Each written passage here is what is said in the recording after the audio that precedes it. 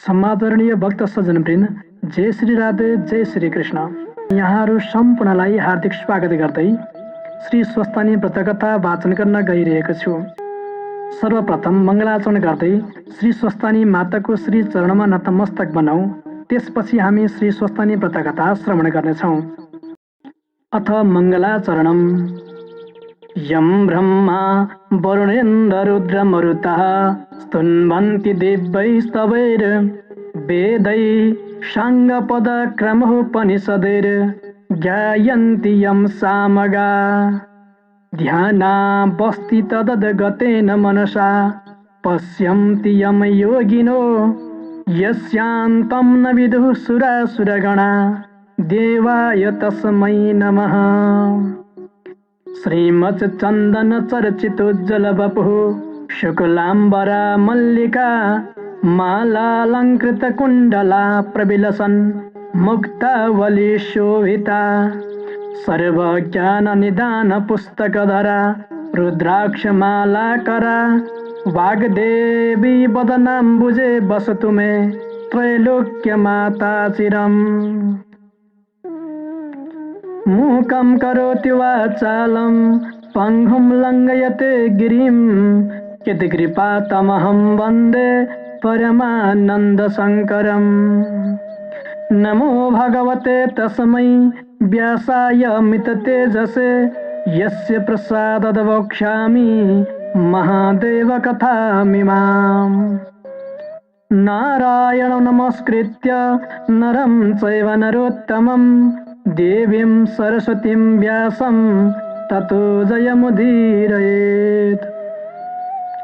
स्वस्थानि जननी महेश्वरप्रिये हे सर्वभूतेश्वरी ज्योतिर्बिन्दुस्वरूपले गतिदिने हे सर्वशक्तिश्वरी।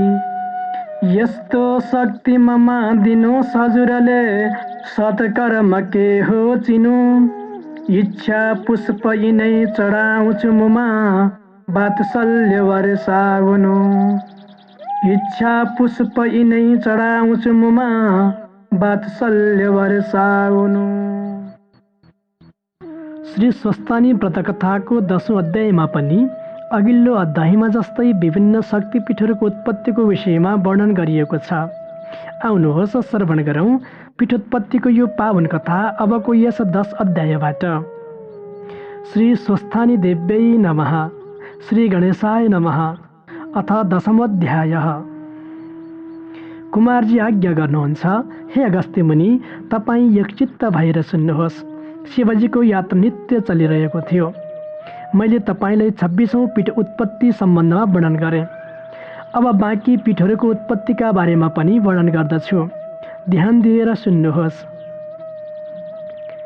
श्री महादेवको यात्राका क्रममा सतीदेवीका अङ्गपतनको क्रम पनि चलिरह्यो।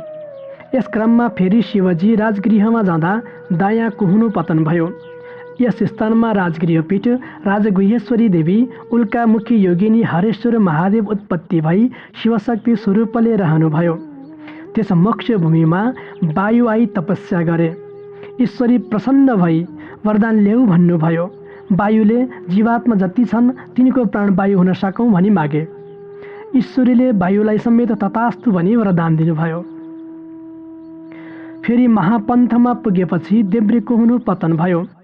यहाँ महापन्थपीठ प्रचण्ड चण्डिका देवी रेणुका योगिनी विश्वामित्रेश्वर महादेव उत्पत्ति भई शिवशक्ति स्वरूपले रहनुभयो। त्यस पुण्यभूमिमा अप्सराहरू आई नाच गानसहित तपस्या गरे। ईश्वरी प्रसन्न भई अप्सराहरूलाई वरदान ल्याऊ भन्नुभयो। अप्सराहरूले इन्द्रादि देवताहरूलाई मोह गर्न सकौँ भनी वर मागे। ईश्वरीले तथास्तु भनी वरदान दिनुभयो। त्यस्तै कोल्हापुरमा आइपुगेपछि सत्यदेवीको उदर पतन भयो। यसले गर्दा कोल्हापुर पीठे महालक्ष्मी देवी नन्दयोगिनी श्मशानेश्वर महादेव उत्पत्ति भई शिवशक्ति स्वरूपले रहनुभयो। त्यस पुण्यभूमिमा गरुड आई रत्नादि फलफुलहरू चढाई पूजा गरे। ईश्वरी यसबाट प्रसन्न भई वरदान ल्याऊ भन्नुभयो। गरुडले नागहरू मेरा वशमा होउन् भनी वर मागे। ईश्वरीले तथास्तु भनी वरदान दिनुभयो। फेरि एकापुरमा पुगेपछि दाहिने घुँडो पतन भयो। यसले एकापुरपीठ, साध्यक्षी देवी, सकुम्पा योगिनी, उन्मत्तेश्वर महादेव उत्पत्ति भई शिवशक्ति स्वरूपले रहनुभयो। त्यस पवित्र भूमिमा शिलाहरू आई तपस्या गरे। ईश्वरी प्रसन्न भई वरदान ल्याऊ भन्नुभयो। शिलाहरूले हे ईश्वरी, हामीलाई देवताको भावना गरी मनुष्यले पूजा गर्दा हामीमा भावनाअनुसारका देवताहरूको वास होस् भनी वरदान मागे। ईश्वरीले तथास्तु भनी वरदान दिनुभयो। फेरि ओमकारेश्वरमा पुगेर माथिल्लो ओठ पतन भयो। यसले गर्दा यहाँ ओमकारपीठ, मातृका देवी, पूर्णोदरी योगिनी, सन्तानेश्वर महादेव उत्पत्ति भई शिवशक्ति स्वरूपले रहनुभयो। त्यस मोक्ष भूमिमा कल्पवृक्ष आई नाना फलफुल चढाई पूजा गरे। ईश्वरी प्रसन्न भई वरदान ल्याऊ भन्नुभयो। यस मौकामा कल्पवृक्षले चिताएको वस्तु फलाउन सकूँ भनी वर मागे। ईश्वरीले प्रसन्न भई तथास्तु भनी वरदान दिनुभयो। यस्तै गरेर जयन्तीपुरमा पुगेपछि सतीदेवीको कलेजो पतन भयो। यहाँ जयन्तीपुरपीठ, जयन्ती देवी, खेचरा योगिनी, कल्पेश्वर महादेव उत्पत्ति भई शिवशक्ति स्वरूपले रहनुभयो। त्यस सिद्ध भूमिमा तुलसी, कुश आई तपस्या गरे। ईश्वरी प्रसन्न भई वरदान ल्याऊ भन्नुभयो र तुलसी, कुशले स्वर्ग, मर्त्य, पातल तिनै लोकका जनताले हामीलाई मानुन् र पूजाहरूमा हाम्रो प्रयोग होस् भनी वर मागे। ईश्वरीले तथास्तु भनी वरदान दिनुभयो। फेरि उज्जैनमा पुग्दा सतीदेवीको रगतको डल्लो पतन भयो। यसका प्रभावले उज्जैनी पीठ, महाकाली देवी, लालजिन्ना योगिनी, फङ्केश्वर महादेव उत्पत्ति भई शिवशक्ति स्वरूपले रहनुभयो। त्यस सिद्ध भूमिमा हिमालय पर्वत आई तपस्या गरे। यस तपस्याबाट ईश्वरी प्रसन्न भई वरदान ल्याऊ भन्नुभयो र हिमालय पर्वतले देवता, दैत्य, मनुष्य सबैलाई मोक्ष दिन सकूँ भनी वर मागे। ईश्वरीले तथास्तु भनी वरदान दिनुभयो। फेरि चरित्रपुरमा पुग्दा सतीदेवीको दाहिने करङ पतन भयो। यस प्रभावबाट चरित्रपुरपीठ, सुवर्णेश्वरी देवी, चित्रवर्णा योगिनी, वायव्येश्वर महादेव उत्पत्ति भई शिवशक्ति स्वरूपले रहनुभयो। त्यस पुण्यभूमिमा योगिनीगण आई तपस्या गरे। ईश्वरी प्रसन्न भई योगिनीगणलाई वरदान ल्याऊ भन्नुभयो र योगिनीगणहरूले हामीलाई स्मरण गरी सम्पन्न गरेको यज्ञ सिद्धि होस् भनी वर मागे। ईश्वरीले तथास्तु भनी वरदान दिनुभयो। फेरि अङ्ग पतनका क्रममा छिरिकापुरमा गई सतीदेवीको बाँकी बुढी पतन भयो। यहाँ छिरिकापुरपीठ, युगाद्या देवी, कलङ्का योगिनी, सहस्र नेत्रेश्वर महादेव उत्पत्ति भई शिवशक्ति स्वरूपले रहनुभयो। त्यस मोक्ष भूमिमा मातृकागण आई नाना उपचारले पूजा गरे। ईश्वरी प्रसन्न भई वरदान ल्याऊ भन्नुभयो। त्यस शुभ अवसरमा मातृकागणले आफ्ना स्थानको मालिक हुन पाऊँ भनी वरदान मागे। ईश्वरीले तथास्तु भनी वरदान दिनुभयो। फेरि हस्तिनापुरमा पुग्दा दाहिने कुम पतन भयो। त्यसैले हस्तिनापुरपीठ, चण्डेश्वरी देवी, कुटराक्ष योगिनी, मुसुखारेश्वर महादेव उत्पत्ति भई शिवशक्ति स्वरूपले रहनुभयो। त्यस पुण्यभूमिमा सुदर्शन चक्र आई तपस्या गरे। यस तपस्याबाट ईश्वरी प्रसन्न भई वरदान ल्याऊ भन्नुभयो। सुदर्शन चक्रले पनि शत्रुहरूको संहारकर्ता हुन पाऊँ भनी वरदान मागे। ईश्वरीले तथास्तु भनी वरदान दिनुभयो। फेरि सतीदेवीको अङ्ग पतन हुँदै जाँदा जगन्नाथपुरीमा पुगेपछि नाभि स्थान पतन भयो। त्यहाँ उड्डयनपीठ, विमला देवी, पिङ्गलाक्षी योगिनी, यज्ञेश्वर महादेव उत्पत्ति भई शिवशक्ति स्वरूपले रहनुभयो। त्यस सिद्ध भूमिमा हनुमान आई नाना फलफुल चढाई कुदी खेली पूजा गरे। ईश्वरी हनुमानको पूजाबाट प्रसन्न भई वरदान ल्याऊ भन्नुभयो र हनुमानले रामचन्द्रको सेवक भई लङ्का दाह गर्न सकूँ भनी वर मागे। ईश्वरी प्रसन्न भई तथास्तु भनी वरदान दिनुभयो। फेरि प्रयागमा गई फोक्ष पतन भयो। यसै कारण प्रयागपीठ, सुन्दरी देवी, सिंह प्रजङ्गा योगिनी, महेन्द्रेश्वर महादेव उत्पत्ति भई शिवशक्ति स्वरूपले रहनुभयो। त्यस पुण्यभूमिमा विष्णुका 10 अवतार आई तपस्या गरे। ईश्वरी प्रसन्न भई वरदान ल्याऊ भन्नुभयो र 10 अवतारले सत्य, त्रेता, द्वापर, कली चारै युगमा दैत्य संहार गर्न सकौँ भनी वरदान मागे। ईश्वरीले विष्णुका 10 अवतारलाई पनि तथास्तु भनी वरदान दिनुभयो। फेरि श्री महादेव यात्रा गर्दै रहने क्रममा विश्वमा गई सतीदेवीको मृगौला पतन भयो। त्यसको प्रभावले विश्वपीठ, जङ्गेश्वरी देवी, झकाली योगिनी, कुण्डलेश्वर महादेव उत्पत्ति भई शिवशक्ति स्वरूपले रहनुभयो। त्यस सिद्ध भूमिमा विश्वकर्मा आई चित्र विचित्रका देवालयहरू बनाई तपस्या गरे। विश्वकर्माको तपस्याबाट ईश्वरी प्रसन्न भई वरदान ल्याऊ भन्नुभयो। विश्वकर्माले मेरो कीर्ति सत्य त्रेता द्वापर कली चारै युगमा स्थिर रहोस् भनी वरदान मागे। ईश्वरीले विश्वकर्मालाई तथास्तु भनी वरदान दिनुभयो। यस्तै प्रकारले हरिद्वारमा गई फिलो पतन भयो। त्यस स्थानमा मायापुर पीठ मायादेवी चञ्चला योगिनी तपस्येश्वर महादेव उत्पत्ति भई शिवशक्ति स्वरूपले रहनुभयो। त्यस तपोभूमिमा चतुष्षष्ठी शिवलिङ्ग आई जप ध्यान आदिले सभक्ति पूजा गरे। ईश्वरी प्रसन्न भई वरदान ल्याऊ भन्नुभयो। चतुष्षष्ठी लिङ्गले स्वयम्भू ज्योतिर्लिङ्ग हुन सकौँ भनी वर मागेपछि ईश्वरीले तथास्तु भनी वरदान दिनुभयो। यस्तै प्रकारले मल्लगिरीमा गई बायाँ कुम पतन भयो।